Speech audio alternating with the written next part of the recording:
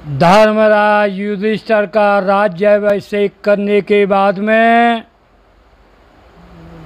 भगवान श्री कृष्ण कुरुक्षेत्र के मैदान में सरसैया पर पड़े भीष्म की सुध लेने के लिए पहुँचे। सुनिए। भक्तन की सुध लेत कन्हाई, एक दिवस भीष्म सुध आई। धर्मराज संग कीन पयाना,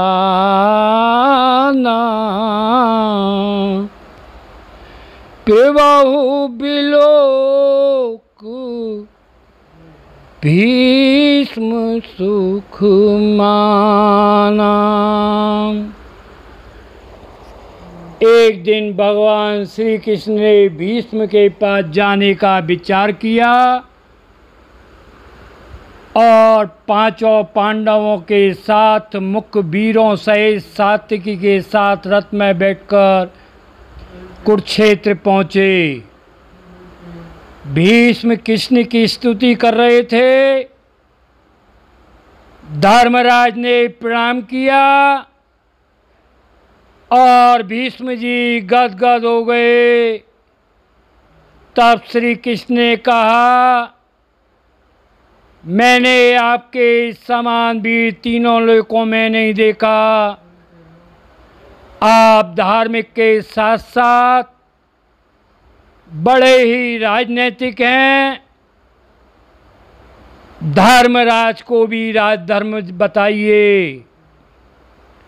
भीष्म बोले, हे अर्षुदन, आपसे कौन से धर्म का मर्म छिपा है?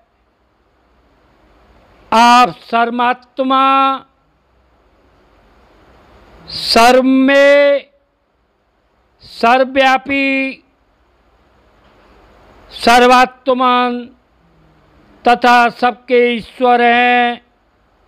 वेद आप ही ने उत्पन्न किया है। मैं तो आपका शिष्य हूँ। मैं अपार पीड़ा कष्ट में हूँ।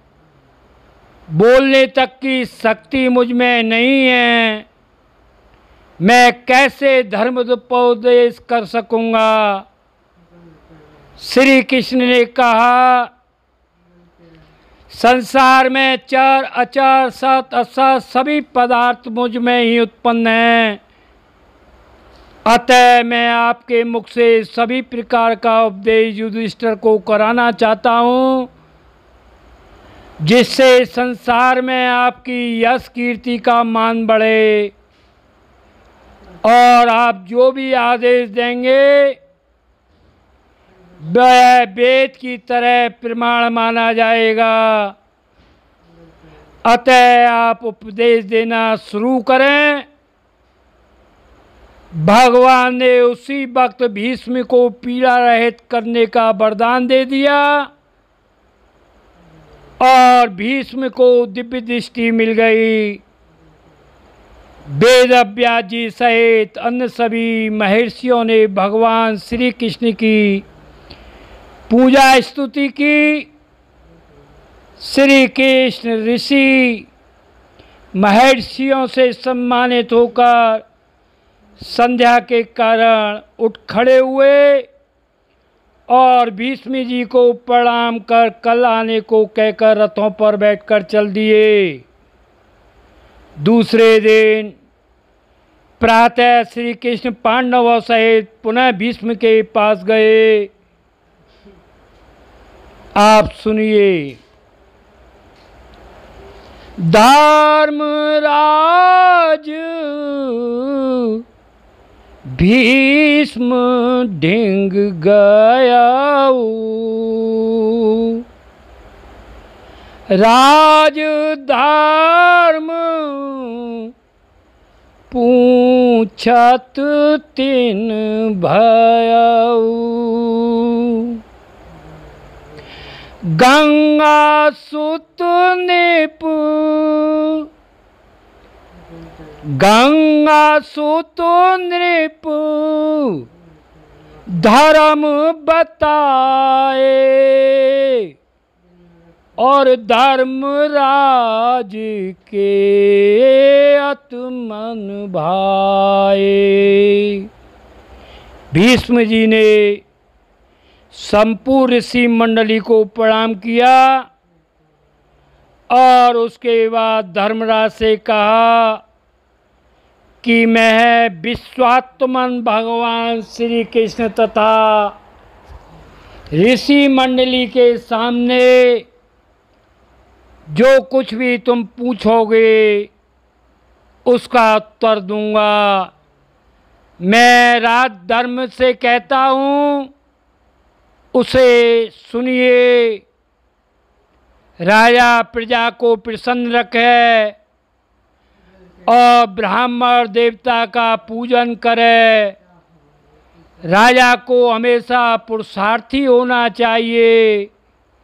हे वत्स, प्रत्येक कार्य दैव और पुरुषार्थ दोनों से ही पूर्ण होते हैं। अतः राजा सत्यवादी होना चाहिए। राजा को समय अनुसार कोमलता कठोरता बरतनी चाहिए और ब्राह्मणों को भी प्राणदंड नहीं देने चाहिए। उन्हें देश निकालने की सजा ही पर्याप्त है। अग्नि जल से, क्षत्रिय ब्राह्मण से तथा लोहा पत्थर से उत्पन्न हुआ है। यह सब आपने उत्पन्नकर्ता से संघर्षण करने पर नष्ट हो जाते हैं। जल से अग्नि बुझ जाती है, पत्थर से लोहा कुंद हो जाता है। इसी प्रकार क्षत्रिय भी ब्राह्मण का विरोध करने के कारण नाश को प्राप्त हो जाता है। किंतु ब्राह्मण यदि अस्त्र लेकर ललकारे तब उसका वध पाप नहीं है। राजा को कभी धैर्य का त्याग नहीं करना चाहिए। नौकरों सेवकों के साथ कभी भी हंसी का बर्ताव नहीं करना चाहिए। हे धर्मराज, राजा को दोगी परिश्रमशील होना चाहिए। जिस प्रकार बिल में रहने वाले चूहे को सांप निकल जाता है, उसी प्रकार सदाचार में रहने वाले क्षत्रिय तथा घर न छोड़ने वाले ब्राह्मण को पृथ्वी निगल जाती है। राजा के 7 अंग हैं: राज्य, मंत्री, मित्र, खजाना, देश, किला और सोहना। इन सब की रक्षा और सदुपयोग करना चाहिए। इनका दुरुपयोग नहीं होना चाहिए। प्रजा पालन ही समस्त धर्मों का धर्म है। राजा को राज्य के प्रबंध करने के लिए अपने गुप्तचर रखने चाहिए। दूसरे राष्ट्रों के साथ संधि करके अपने राजदूतों को वहाँ पर रखना चाहिए। कर भी प्रजा से युक्ति से लेना चाहिए। जैसे बिना कष्ट से गाय से दूध लिया जाता है, सेवकों में भी गुटबंदी न हो पाए और कोष की वृद्धि करे। निर्बल शत्रु को कम नहीं समझे। थोड़ी सी अग्नि बड़े बड़े वनों को जला देती है। थोड़ा सा विष शरीर को नाश कर देता है। भीष्म के वचनों को सुनकर सभी ने उनकी प्रशंसा की। उसके बाद संध्या हो गई। श्री कृष्ण धर्मराज सभी उठ खड़े हुए और हस्तिनापुर को चल दिए। तीसरे दिन धर्मराज भीष्म के पास पहुँचे युधिष्ठिर बोले, हे पिता, मैं ब्रह्मचारी, गृहस्थ, वानप्रस्थ, सदाचारी किस देवता का पूजन कर सिद्धि को प्राप्त हो जाता है, और पितरों के भी कौन से पितर कार्य हैं, यह सब समझकर हमसे कहिए।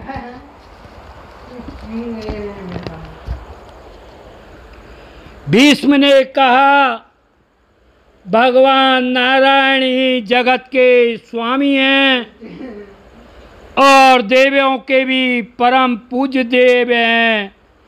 वे ही अपने 4 स्वरूपों से सदा अवतार धारण करते हैं। वे सतयुग में धर्मपुत्र होकर नर नारायण हरि कृष्ण रूप से प्रकट हुए।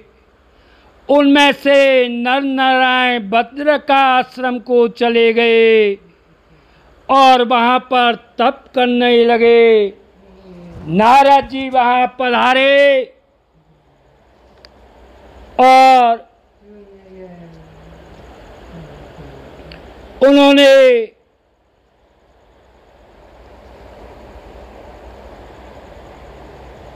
भगवान से पूछने लगे। नारद जी ने पधार कर भगवान से पूछा कि भगवान, आप तो स्वयं भगवान हैं, फिर आप तप किसका करते हैं?